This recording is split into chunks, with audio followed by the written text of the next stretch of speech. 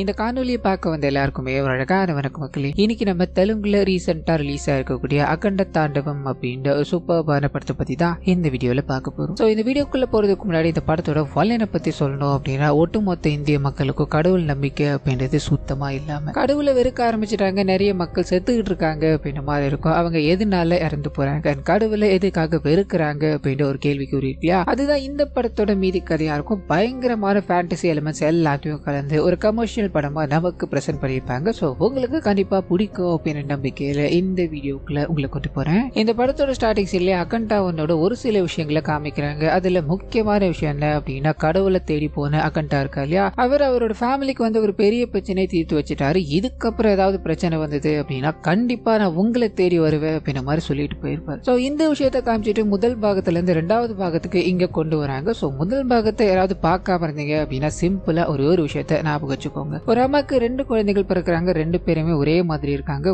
ஒருத்தர் நார்மல் வாழ்க்கையை வாழ்ந்துகிட்டு இருக்காரு, இன்னொருத்தர் சிவனடி ஆயிட்டாரு. அந்த சமயத்துல திடீர்னு ஒரு ஃபேமிலிக்கு பிரச்சனை ஏற்பட ஆரம்பிக்குது. வந்து உதவிட்டு போயிட்டாருன்னு இருக்கோம். ஸோ இப்படி பிக்ஸ் பண்ணிட்டு இந்த படத்துக்குள்ள இப்ப போகலாமா? இதோட ஸ்டார்டிங் சீன்லயே அவர் அங்கிருந்து அதாவது நிறைய கெட்டது பண்ணவங்களை சாகடிச்சுட்டு போயிட்டாருன்னு இருக்கும். ஒரு இன்வெஸ்டிகேஷன் ஆபீசரும் நான் கடவுளை நேரா பார்த்துட்டு தப்பு பண்றவங்களை அவங்க எவ்வளவு பேர்னாலும் சரி அவர் விட மாட்டார். நல்லவங்களுக்கு ஒண்ணு அப்படின்னா எந்த எல்லைக்கும் போவார் அப்படின்ற மாதிரி அகண்டாவை பத்தின விஷயங்கள் எல்லாத்தையும் சொல்லிட்டு, இதுக்கு மேல இந்த கேஸை நான் ரிப்போர்ட் பண்றதா இல்ல, அப்படி மீறியும் என்ன நீங்க அவரை கைது பண்ணணும் அப்படின்ற மாதிரி அனுப்புனீங்கன்னா இந்த வேலையா எனக்கு வேண்டாம் அப்படின்ற மாதிரி சொல்லிட்டு போகுது. அங்க இருக்க சீனியர் ஆபீசர்ஸ் எல்லாருமே நீங்க இல்ல அப்படின்னா வேற ஒருத்தர் இதை பண்ணதா போறாங்க, இப்போ அவர் எங்க இருக்கார் அப்படின்ற மாதிரி கேட்க சிரிச்சுக்கிட்டு அவர் உங்களால தொடக்கூட முடியாதுன்னு சொல்ல அப்படியே கட் பண்ணி இமயமலையில காமிக்கிறாங்க. நிறைய தீய சக்திகளை அழிச்சிட்டாரு. இதனால அங்க போகும்போது இவருக்காக நிறைய கோரிகள் இவரை வரவேற்கிறாங்க. சமூகத்துல இருக்க கெட்ட சக்திகள் எல்லாத்தையுமே அழிச்சிட்டு வந்துட்டு இன்னொரு நிலை, அதாவது கடவுளோட இன்னொரு நிலை இருக்கு, அதை நீ அடையணும் அப்படின்னா அதுக்கு ஆழ்ந்த தியானம் தேவைப்படுது. இது கொஞ்சம் விலகுனா கூட, அதாவது கொஞ்சம் தடுமாறினா கூட மரணத்தை தான் சந்திக்க நேரிடும் அப்படின்னு மாதிரி சொல்லிட்டு அவருக்கு தேவையான பூஜைகள்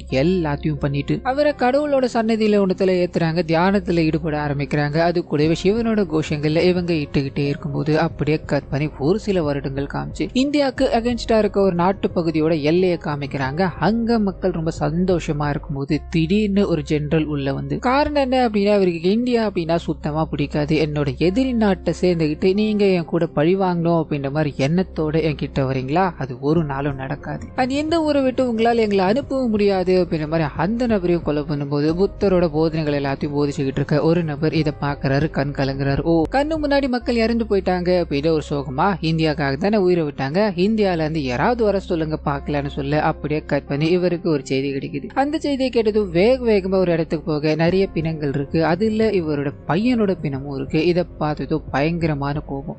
இதை இந்தியர்கள் தான் பண்ணிருக்காங்க அப்படின்ற மாதிரி கேட்டு தெரிஞ்சுக்கிட்டு, என்னோட பையன் சாகிறதுக்கு முன்னாடி எத்தனை பேரை சாகடிச்சான்னு கேட்க அங்க இருக்க ஒரே ஒருத்தர் மட்டும், ஒருத்தரை கூட அவன் சாகடிக்கல, ஒரு இந்தியர் குத்தின ஒரே குத்துல அவரோட உயிர் போயிடுச்சு அப்படின்றது சொல்ல இவருக்கு ஒரு மாதிரி அசிங்கமா இருக்கு. இந்தியர்களை அந்த டெலிஸ்கோப் மூலமா பார்க்க ஆரம்பிக்கிறாரு. அங்க அவங்க கொண்டாடிக்கிட்டு இருக்காங்க. பயங்கரமான கோபம். என்னோட எதிரி நாட்டை நான் ஏதாவது பண்ணி ஆகணும், இப்ப அவனுங்க சிரிச்சுக்கிட்டு இருக்கானுங்க, நான் கண் கலங்கிட்டு இருக்கேன், இது அப்படியே அவனுங்களுக்கு கொடுத்தாக்கணும் அப்படின்ற மாதிரி பயங்கரமா கத்திக்கிட்டே இருக்கும்போது அப்பதான் சாங் அப்படின்ற ஒரு நபர் இந்தியாவுக்கு எதிராக நிறைய வேலைகளை பண்ணிக்கிட்டு இருக்காருன்னு இருக்கோம். அவரை போய் சந்திக்க ஆரம்பிக்கிறார். அந்த மனுஷன் பகவத்கீதை எல்லாத்தையும் படிச்சுக்கிட்டே இருக்கும்போது இந்தியாவை அழிக்கணும் அப்படின்ற வெறி உங்களுக்குள்ளே இருக்கதா சொன்னாங்க. நீங்க எதுக்காக இந்த புத்தகத்தை படிச்சுக்கிட்டு இருக்கீங்கன்னு சொல்ல, எதிரி நாட்டை அழிக்கணும் அப்படின்னா அவரோட பலம் என்ன அண்ட் பலவீனம் என்ன அப்படின்றத தெரிஞ்சுக்கணும், அந்த நாட்டோட மொத்த பலமும் பலவீனமும் இதுக்குள்ளதான் இருக்கு அப்படின்ற மாதிரி ஒரு பெரிய விஷயத்த பிளான் பண்ண ஆரம்பிக்கிறாங்க. அது என்ன அப்படின்னா, அந்த இந்திய மக்கள் முழுமையா நம்பிக்கிட்டு இருக்கிறது கடவுள் அப்படின்ற ஒரு நம்பிக்கையை மட்டும்தான். அந்த நம்பிக்கை அழிச்சோம் அப்படின்னா அது மூலமா நம்ம அந்த நாட்டை அழிச்சிடலாம் அப்படின்ற மாதிரி அந்த நோக்கத்தை நோக்கி செயல்பட ஆரம்பிக்க அப்படியே கட் பண்ணா பிரைம் மினிஸ்டர் தலைமையில ஒரு கூட்டம் கூட ஆரம்பிக்குது. அதுல ஒரு ஊரோட கலெக்டர் மட்டும் வேகமா வந்து அவங்கள பார்க்கணும் அப்படின்ற மாதிரி பல முயற்சிகள் எடுத்துக்கிட்டே இருக்கும்போது கூப்பிடுறாங்க. என்ன எதுன்னு விசாரிக்க ஆரம்பிக்கிறாங்க.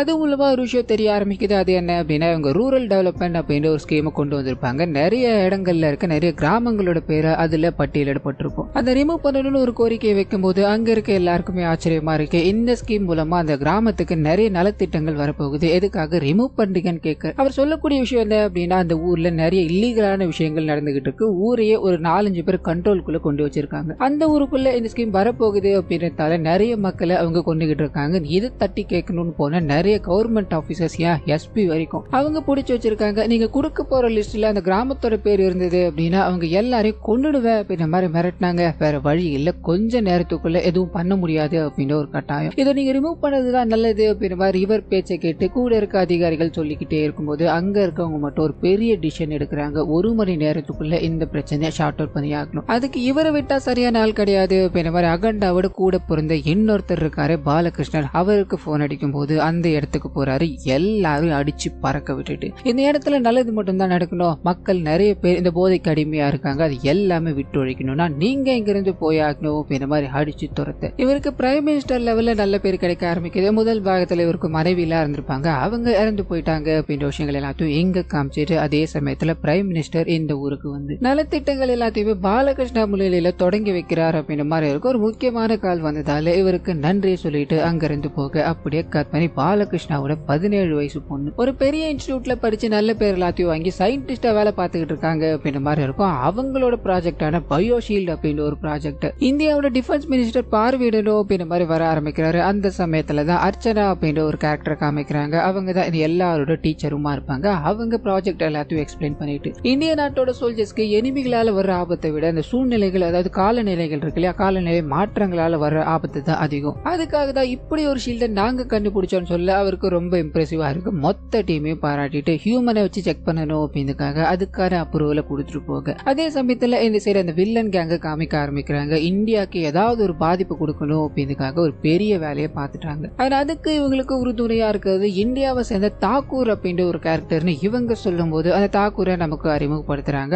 அவர் பிஎம் இருக்கா இல்லையா, அவர்கிட்ட போய் டைரக்டா பேச ஆரம்பிக்கிறார். என்னோட அப்பா இந்த சேர்ல உட்காந்துக்கிட்டு இருக்கணும், உன்னோட அதிர்ஷ்டம் நீ இந்த இடத்துக்கு உட்காந்துட்ட, நானும் இந்த இடத்துக்கு வரணும் அப்படின்ற மாதிரி பல ஆசைகளோட காத்துக்கிட்டு இருக்கேன் இல்லையா, அந்த ஆசை எனக்கு நிறைவேறணும் அப்படின்னா நான் எந்த எல்லைக்கும் போவேன். எத்தனை பேர் அவரா கொலை பண்ணுவேன். அங்க இருந்து போகும்போது அப்படியே கட் பண்ணி இந்த சைடு பாலகிருஷ்ணா அவரை பொண்ணு கிட்ட போக ஆரம்பிக்குது. அவங்க ஊருக்கு போகணும், அந்த ஊருக்கு வரணும் அப்படின்ற மாதிரி சொல்லி வச்சிட்டு இருப்பாங்க. ஆனா இப்பதான் ப்ராஜெக்ட் அப்ரூவல் கிடைச்சதால அது போகலாமா வேணான்னு யோசிச்சுக்கிட்டே இருக்கும்போது இவங்களோட லீட் இருக்காங்க இல்லையா, அவங்க வந்து நம்ம ப்ராஜெக்ட் அப்ரூவல் கிடைச்சிருச்சு அண்ட் ஹியூமன் செக்கிங்க்கு கொஞ்சம் நாட்கள் ஆகும், அதுக்குள்ள நீங்க போயிட்டு வரலாம் அப்படின்ற மாதிரி பெர்மிஷன் கொடுக்கும்போது இவங்களும் ஃப்ரீயா தான் இருக்காங்க. சோ நீங்களும் வந்தாகணும் அப்படின்ற மாதிரி அவங்கள புஷ் பண்ணி இந்த மொத்த கேங்கும் பாலகிருஷ்ணாவோட வீட்டுக்கு போக ஆரம்பிக்கிறாங்க. பயங்கரமான வரவேற்புகளோட அப்படி இப்படின்னு ஜாலியா போய்கிட்டே இருக்கும்போது பாலகிருஷ்ணாவோட அம்மாவை அவரோட பொண்ணு போய் சந்திக்கிறாங்க. அவங்களோட இன்னொரு பையன் இந்த சிவனை நோக்கி போயிட்டார் அப்படின்ற கோவம் அவங்களுக்குள்ள இருந்துகிட்டே இருக்கு. கடவுள் என்கிட்ட இருந்து என் குழந்தைய பிரிச்சுட்டார் அப்படின்ற துக்கத்துல அவங்க எந்நேரமும் சிவனை திட்டிக்கிட்டே தான் உட்காந்துக்கிட்டு இருப்பாங்க. சோ பேர குழந்தை போறாங்க, அவங்க கிட்ட ஒரு சில வார்த்தைகளை பேசிட்டு நடந்த விஷயங்கள் எல்லாத்தையும் மறந்துருங்க பாட்டி, வாங்க வெளியில போகலான்னு கூப்பிடும் போது இவங்க வர்றதா இல்ல. அங்க இருந்து குழந்தைய அனுப்பி வைக்க அப்படியே கட் பண்ணி பாலகிருஷ்ணா கிட்ட போக ஆரம்பிக்குது. அவர் குடிக்க வச்சிருந்த எல்லா சரக்கையும் அவரோட பொண்ணு எடுத்து கீழே ஊத்திட்டாங்க அப்படின்னு மாதிரி இருக்கும். வீடு முழுக்க சரக்கு தேடி அலைஞ்சுக்கிட்டே இருக்கும்போது அர்ச்சனா இருக்காங்க இல்லையா, அவங்க குடிச்சுக்கிட்டு இருக்காங்க. சோ அவங்க கிட்ட போய் பேச ஆரம்பிக்கிறாரு, மிங்கிள் ஆக ஆரம்பிக்கிறாங்க. தன்னோட குழந்தையோட பர்த்டே இன்னைக்கு,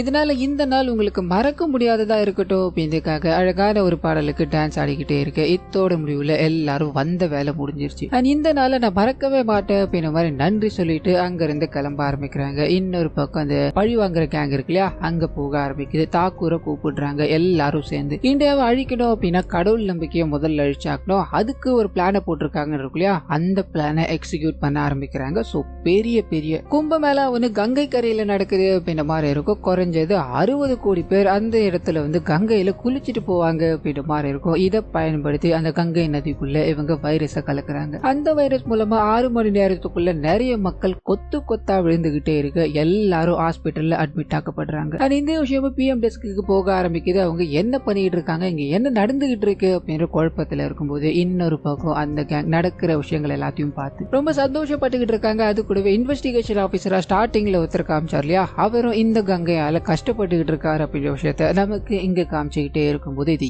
எல்லாத்துக்கும் காரணமான தாக்கூர் இருக்காரு. அவர் அந்த இடத்துக்கு வர ஆரம்பிக்கிறாரு. மக்கள் எல்லாத்தையும் பார்த்து கண்ணீர் மல்க அங்க ஒரு பேட்டி ஒன்று கொடுக்க ஆரம்பிக்கிறார். இந்த பேட்டி மூலமா இவங்க பிளான் பண்ண விஷயங்கள் நடக்க ஆரம்பிக்குது. கடவுளோட சன்னதியிலே இத்தனை பேர் கொத்து கொத்தா விழுந்துகிட்டே இருக்காங்க. கடவுள் உங்களை காப்பாத்துவார் அப்படின்னு நம்பிக்கையில தான் நீங்க இங்க வந்தீங்க. உங்களை கடவுள் காப்பாத்தினாரா?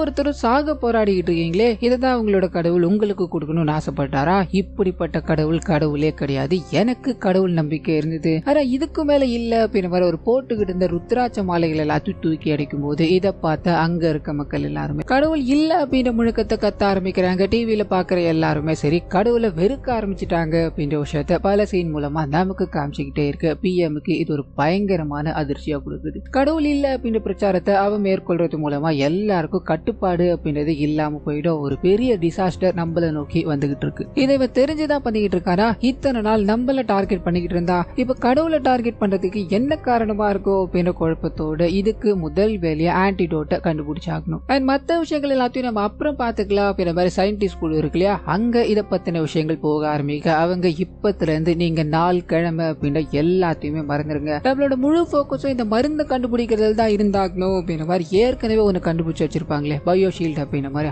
அது கூட இவங்க மிங்கிள் பண்ணி ஒரு மருந்தை உருவாக்க ஆரம்பிக்கிறாங்க. அதுக்கு ஹியூமன் டெஸ்ட் வேணும் அப்படின்ற மாதிரி ஏற்கனவே கேட்டிருந்தாங்க. இந்த பிரச்சனையினால யாருமே முன் வரல. இதனால அவங்களோட டீம் லீட் இருக்காங்களே அர்ச்சனா, அவங்களாம் முன் வர ஆரம்பிக்கிறாங்க. இதை விட்டா வேற வழி கிடையாது அப்படின்ற மாதிரி இன்ஜெக்ஷனை அவங்களுக்குள்ள செலுத்தி இவங்களோட வைரஸ் எப்படி இருக்கு அண்ட் எதிர்த்து எப்படி போராடுது அப்படின்ற விஷயங்களை ஒவ்வொரு கட்டமா இவங்க ஆய்வு பண்ணிக்கிட்டே இருக்கு. அதே சமயத்துல ஊருக்குள்ள இன்னும் மக்கள் விழுந்துகிட்டே தான் இருக்காங்க.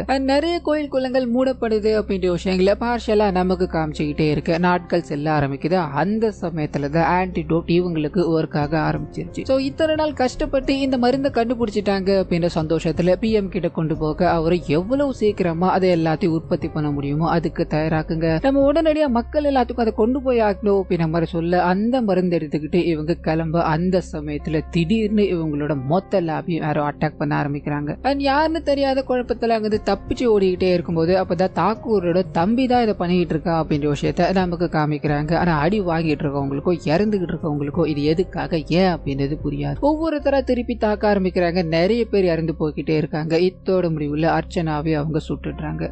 நிறைய காயங்களோட இவங்க வச்சுக்கிட்டு இருந்த மருந்து இருக்கு இல்லையா, அதை அந்த சின்ன பொண்ணு கிட்ட கொடுத்துட்டு இந்த மருந்தால மட்டும்தான் நம்மளோட நாட்டை நம்ம காப்பாற்ற முடியும், நீ எப்படியாவது இங்க இருந்து ஓடி போயிட்டுன்னு சொல்ல அந்த மருந்து எடுத்துக்கிட்டு அவங்க ஓட ஆரம்பிக்கிறாங்க. பின்தொடர்ந்து இவங்க எல்லாருமே துரத்திக்கிட்டே இருக்கும்போது ஒரு கட்டத்துல அந்த ரவுடி கிட்ட இந்த குழந்தை மாட்டிக்கிட்டாங்க. மருந்து எல்லாத்தையும் புடுங்கிக்கிட்டே இருக்கும்போது அந்த சமயம் பார்த்து அங்க பயங்கரமா அதிர்வு ஏற்பட ஆரம்பிக்குது.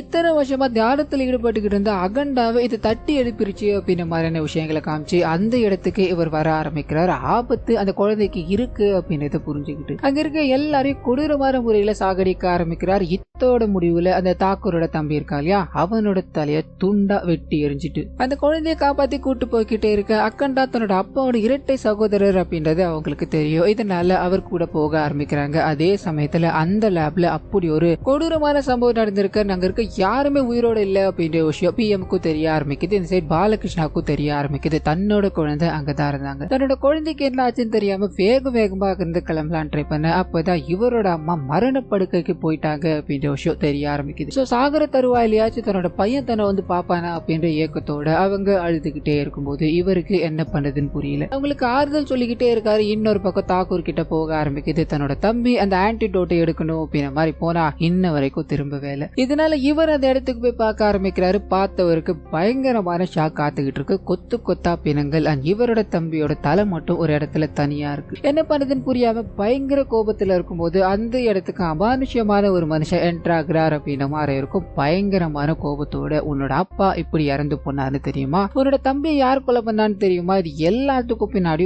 ஒரே ஒருத்தன் தான் இருக்கா அப்படின்னு ஒரு பிளாஷ்பேக் உள்ள போக ஆரம்பிக்கிறார். சோ தாக்கூரோட அப்பா தன்னோட அரசியல் வாழ்க்கையில பிரச்சனை கொடுத்துக்கிட்டு இருக்க ஒருத்தரை தீர்க்கணும், அதாவது இப்ப பிஎம்மா இருக்கா இல்லையா அவரை தீர்த்து கட்டணும் அப்படின்றதுக்காக ஒரு அமானுஷ்யம் பண்ண நபரை வந்து சந்திக்கிறார். அவர் இந்த சூனியங்கள் எல்லாத்தையும் பண்ணுவாருன்னு இருக்கும். அவர் மூலமா அந்த நபரை எப்படியாவது அழிச்சு கட்டணும் அப்படின்ற மாதிரி பிளான் போட அந்த அமானுஷ்யம் மனுஷனும் ஒரு பூஜை மூலமா இது எல்லாத்தையும் பண்ணலாம். ஆனா அதுக்கு எனக்கு 8 பேர் தேவை, அதுவும் 8 பேருமே இந்த சிவனை வழிபடுறவங்களா இருக்கணும், சிவனோட மந்திரத்தை சொல்றவங்களா இருக்கணும்னு சொல்ல அடுத்த சீன அந்த 8 பேரையும் கொண்டு வந்துடுறாங்க. அவங்களோட குடும்பங்கள் ஒரு பக்கம் கதறிக்கிட்டே இருக்க ஒவ்வொருத்தரையும் ஒரு இடத்துல கட்டி போட்டுடுறாங்க. சோ 8 பேரோட தலையை வெட்டி இந்த பூஜை பண்ணோம் அப்படின்னா ஒரு 8 கொடூர ஆன்மாக்கள் உயிர் தெழும் அப்படின்ற மாதிரி இருக்கும். அது மூலமா நம்ம கேட்கிற விஷயங்கள் எல்லாமே அதை கொடுத்துரும் அப்படின்றதுக்காக ஒவ்வொரு பூஜையா இவங்க பண்ணிக்கிட்டே இருக்கும்போது அந்த சமயத்துல தான் அகண்டா அந்த இடத்துக்கு வர ஆரம்பிக்கிறார். இவங்க பண்ணிக்கிட்டு இருக்க விஷயங்களை பார்த்து வெகுண்டு எழ ஆரம்பிக்கிறாரு. ஒவ்வொருத்தரையும் கொடூரமான முறையில சாகடிச்சுக்கிட்டே இருக்க குறிப்பா அந்த மனுஷன் இருக்கா இல்லையா அவரோட நாக்கு கண்ணு அப்படின்ற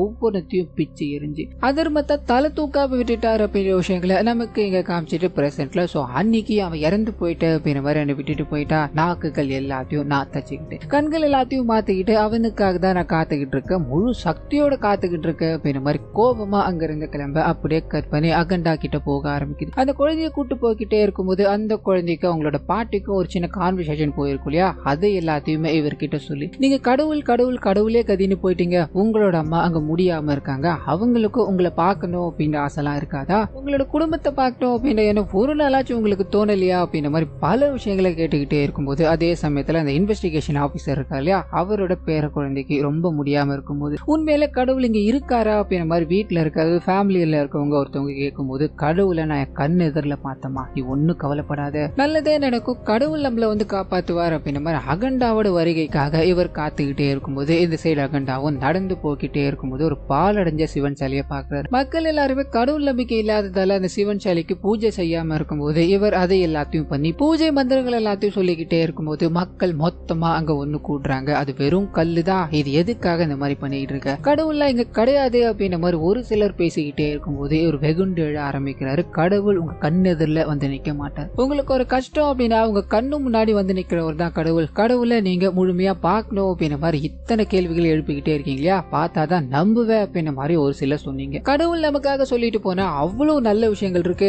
அது எல்லாத்தையும் நீங்க பின்பற்றி கடவுளோட வழியில தான் நடந்துகிட்டு இருக்கீங்களா? இல்ல, அப்படி இருக்கும்போது எதுக்காக கடவுள் உங்க முன்னாடி வரணும்? சோ நல்ல விஷயங்களை பண்ணுங்க, கடவுள் கண்டிப்பா உங்க முன்னாடி வருவார்னு பேசிக்கிட்டே இருக்கும்போது அந்த குட்டி பொண்ணு இருக்காங்க இல்லையா, அவங்களோட போன்ல லைட்டா டவர் வந்திருக்கும். இதனால போன் பண்ணி பேக்கப் இங்க வரணும் அப்படின்ற மாதிரி பிஎம் ஆபீஸ்க்கு சொல்ல ஒரு ஹெலிகாப்டர் மூலமா இவங்களை கூட்டு போகணும்னு வர ஆரம்பிக்கிறாங்க. அந்த சமயம் பார்த்து ஹெலிகாப்டர் வெடிச்சு செதற ஆரம்பிக்குது, எல்லாரும் பயந்து ஓட ஆரம்பிக்க. அப்பதான் அந்த அமானுஷ்ய மனுஷன் அங்க வந்திருக்காரு அப்படின்ற விஷயம் தெரிய ஆரம்பிக்குது. போன வாட்டி நீ என்னை கொண்டுட்டு போயிருக்கலாம், இந்த வாட்டி மறுபிறவி எடுத்து வந்திருக்க, சோ என்னை யாராலையும் அழிக்க முடியாது, நான் உன்னை அழிக்கிறதுக்காக தான் வந்திருக்க அப்படின்ற மாதிரி பயங்கரமான சண்டைகள் போட்டுக்கிட்டே இருக்கு. இவரோட சிவன் சக்தியும் அந்த அரக்க சக்தியும் சேர்ந்து மோதிக்க ஆரம்பிக்குது. இத்தோட முடிவுலயும் அந்த அரக்க சக்தி அழிஞ்சு போகுது அப்படின்ற மாதிரி இருக்கும். சோ சண்டைகள் எல்லாத்தையும் போட்டு முடிச்சு சிவனை வழிபடணும் அப்படின்ற மாதிரி போக அந்த சமயத்துல தான் இவரோட அம்மாக்கு உடம்புக்கு முடியல. அந்த சாகர தருவாய தன்னோட பையனையாச்சும் வந்து பார்க்க மாட்டோமா அப்படின்ற மாதிரி அழுதுகிட்டு இருக்காங்கன்ற விஷயம் இவருக்கு தெரிய ஆரம்பிக்குது. இருந்தாலும் கண்கள்ல ஒரு சொட்டு கண்ணீர் இல்ல. கடவுள் முன்னாடி போய் உட்காந்து அதை நினைச்சு யோசிச்சுக்கிட்டே இருக்கும்போது அந்த குழந்தையும் பெத்த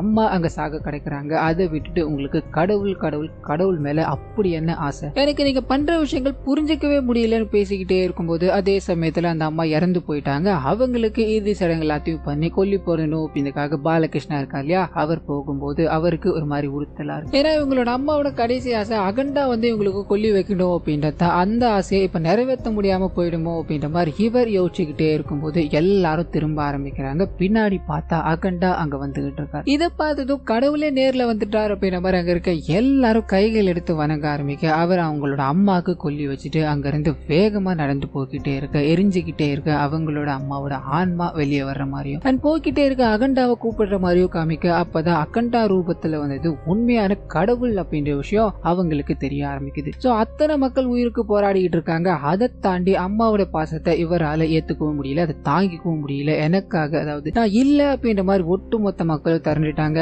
அதை தடுக்கணும் அப்படின்றதுக்காக அகண்டா அங்க போராடிக்கிட்டு இருக்கான். அவனுக்காக, அவனோட அம்மாக்காக, இல்ல என்னோட தாய்க்காக இந்த விஷயத்த கூட நான் பண்ண மாட்டேனா அப்படின்ற மாதிரி அவங்களுக்கு ஆசையை வழங்கிட்டு போக அவங்களோட ஆன்மா சாந்தி அடையுது அப்படின்ற விஷயத்த நமக்கு இங்க காமிச்சிட்டு அதே சமயத்துல அகண்டா இங்கதான் இருக்காரு, ஆனா ஊருக்கு வந்து அம்மாக்கு கொல்லி போட்டு போயிருக்காரு அப்படின்ற விஷயம் அந்த குழந்தைக்கு தெரிய ஆரம்பிக்குது. சோ கடவுளா இவரை வழிபட ஆரம்பிக்கிறாங்க. அவரோட கைகள்ல ஒரு சில திருநீர் எல்லாமே இருக்கு. என்னோட அம்மாக்கு என்னால கொல்லிதான் வைக்க முடியல, ஆனா அவங்களோட ஆன்மா வச்சு சாந்தி அடையட்டும், அடுத்த பிரிவின் எனக்கு ஒண்ணு இருந்தது அப்படின்னா அவங்களோட கடனை நான் அப்ப தீர்க்கிற அப்படின்ற மாதிரி ஒரு நீர்வீழ்ச்சிக்கு போறாரு. அந்த திண்ணூர் இருக்கு இல்லையா, அதை அம்மாவோட சாம்பலா நினைச்சு கரைச்சிக்கிட்டே இருக்கும்போது அந்த பிஎம் ஆபீஸ்ல இருந்து எல்லாரும் வந்துடுறாங்க. குழந்தை அவங்கள திரும்பி பார்த்துக்கிட்டே இருக்கும்போது நான் தான் அவங்கள வர வச்சேன், சோ உன்னோட மருந்து கொண்டு போய் இந்திய மக்கள் எல்லாத்தையுமே காப்பாத்து, கடவுள் வடிவுல வந்திருக்கிறது நீ தான் அப்படின்ற மாதிரி அவங்கள வழி அனுப்பி வச்சுட்டு இந்த செயலை தூண்ட ஒரு கும்பல் இருக்கு இல்லையா, அந்த கும்பலை மிச்சம் வச்சோம் அப்படின்னா இன்னும் எக்கச்சக்கமான விளைவுகளை நம்ம இந்திய மக்கள் சந்திக்க கூடும். இதனால அவனுங்களை நான் பாத்துக்கிறேன் அப்படின்ற மாதிரி அங்க இருந்து கிளம்ப அதே சமயத்துல வில்லன் கேங்க காமிக்க ஆரம்பிக்கிறாங்க. ஆன்டிடோட் அவங்களோட கைக்கு போயிடுச்சு. இது எப்படி நடந்தது அப்படின்ற மாதிரி பயங்கர கோபத்துல இருக்கும்போது தாக்கூர் அகண்டாவோட தாண்டவம் எல்லாத்தையும் பார்த்துட்டு இங்க வந்து அதை பேசிக்கிட்டு இதுக்கு மேல நம்ம இதை நடத்த வேண்டாம், கடவுளை நான் கண்ணெதிரில பார்த்துட்டு நிறுத்திடலான்னு கத்திக்கிட்டே இருக்கும்போது ஸ்டார்டிங் சீன்ல புத்தர் வழியில ஒருத்தர் உட்காந்துக்கிட்டு இருந்தா இல்லையா, அந்த மனுஷனும் இத்தனை நாட்கள் நீ புத்த போதங்களை மட்டும்தான் பார்த்திருப்ப, ருத்ர தாண்டவத்தை பார்த்திருக்கியா, அங்க பாருடால திருப்பி காமிக்கும் போது அங்க அக்கண்டா பயங்கர கோபத்தோட அங்க இருக்க நவீன ஆயுதங்கள் எல்லாத்தையும் பயன்படுத்தி அங்க இருக்க ஒவ்வொருத்தரையும் கொண்டுகிட்டு இருக்காரு அப்படின்ற விஷயத்த காமிக்கிறாங்க. கர்னல் முதல் கொஞ்சம் அந்த சாங் வரைக்கும் எல்லாருமே அகண்டாவோட தாண்டத்துக்கு முன்னாடி எதுவுமே பண்ண முடியாம போயிடுது.